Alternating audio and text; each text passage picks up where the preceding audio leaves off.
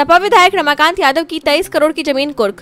आजमगढ़ के पवई थाना क्षेत्र में सपा विधायक रमाकांत यादव की 23.42 करोड़ रुपए मूल्य की जमीन पुलिस और राजस्व विभाग ने गैंगस्टर एक्ट के तहत कुर्क कर ली। कार्रवाई जिला मजिस्ट्रेट के आदेश पर हुई। माहौल में जहरीली शराब कांड में दर्ज मुकदमे के बाद यह कदम उठाया गया। जमीन कुर्की के दौरान मुनादी कराई गई और मौके पर बोर्ड भी लगाया गया। यूपी में फिर लौट रहा कोरोना। कानपुर में महिला पॉजिटिव। कानपुर में 59 वर्षीय महिला कोरोना पॉजिटिव पाई गई है, जिसे सांस लेने में दिक्कत और दोनों फेफड़ों में निमोनिया के बाद सफाई मेडिकल कॉलेज में भर्ती कराया गया। मरीज को पहले टाइप 2 डायबिटीज, बुखार और पेट दर्द की भी शिकायत थी। आइसोलेशन वार्ड में इसका इलाज जारी है।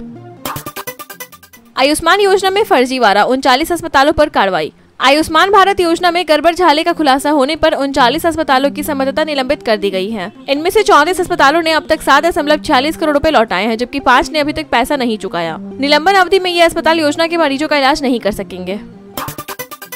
यूपी के 17 शहरों में 1.29 लाख करोड़ की विकास योजना। योगी सरकार ने 2026 से 2031 तक 1.29 लाख करोड़ की योजना तैयार की है, जिसमें 17 शहरों में बुनियादी ढांचे के विकास, एकीकृत सड़क नेटवर्क, स्वच्छता, सुरक्षा और पर्यावरणीय सुधार पर खास जोर दिया गया है। योजना का उद्देश्य शहरी जीवन की गुणवत्ता को बेहतर बनाना है। पीएम मोदी की ऐतिहासिक विदेश यात्रा। क्रोएशिया जाएंगे पहली बार। प्रधानमंत्री नरेंद्र मोदी 15 से 19 जून 2025 तक साइप्रस, कनाडा और क्रोएशिया की यात्रा पर रहेंगे। विदेश मंत्रालय ने इस दौरे की पुष्टि की है। कनाडा में वह G7 शिखर सम्मेलन में भाग लेंगे। साइप्रस में द्विपक्षीय वार्ता और क्रोएशिया में नेताओं से मुलाकात करेंगे। यह किसी भारतीय प्रधानमंत्री की पहली क्रोएशिया यात्रा होगी, जिससे भारत क्रोएशिया संबंधों में नया आयाम जुड़ने की उम्मीद है।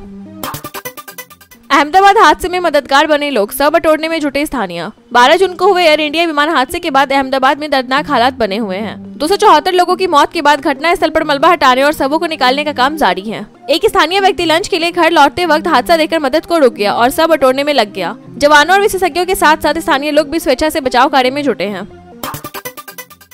हेडमास्टर मत बनी, पप्पू यादव की तेजस्वी को नसीहत। पूर्णिया से सांसद पप्पू यादव ने इंडिया गठबंधन के चेयरमैन तेजस्वी यादव को नसीहत देते हुए कहा कि वे हेडमास्टर न बने। उन्होंने कहा कि कांग्रेस में प्रत्याशी तय करने का अधिकार राहुल, प्रियंका और खड़गे जैसे शीर्ष नेताओं को है। सीएम फेस और उम्मीदवार चयन को लेकर महागठबंधन में आंतरिक मतभेद खुलकर सामने आ रहे हैं। कांग्रेस पहले ही साफ कर चुकी है कि तेजस्वी सिर्फ कोऑर्डिनेशन कमेटी के अध्यक्ष है। सीएम चेहरा तय नहीं हुआ है।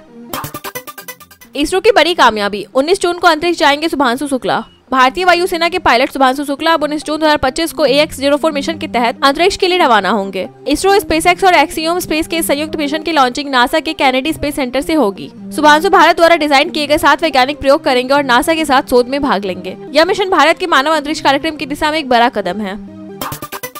अहमदाबाद हादसे ने ताजा किया 1993 का जख्म, बचे शख्स ने सुनाई आपबीती। अहमदाबाद विमान हादसे ने महाराष्ट्र के परभासी निवासी वसंत चौहान को 1993 की दर्दनाक यादों में लौटा दिया। उस हादसे में 55 लोगों की जान गई थी, लेकिन वसंत चौहान चमत्कारिक रूप से बच गए थे। अहमदाबाद क्रैश में अब तक 265 लोगों की मौत हो चुकी है, जबकि एक यात्री जीवित मिला है। वसंत चौहान ने बताया कि ऐसे हादसे जीवन भर का दर्द छोड़ जाते हैं।